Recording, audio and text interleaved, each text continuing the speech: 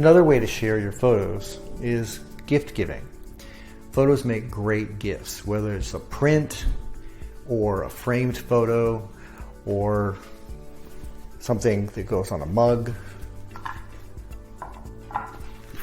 or a calendar with multiple photos, one or more for each month.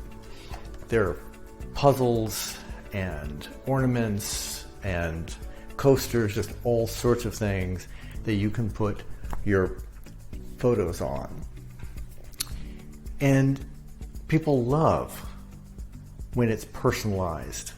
It's not just a thing, but an object. It's personalized with a photo. So if you have questions about using photos as gifts and what are the many things that they can be used for, put them in the comments below. Would love to help you.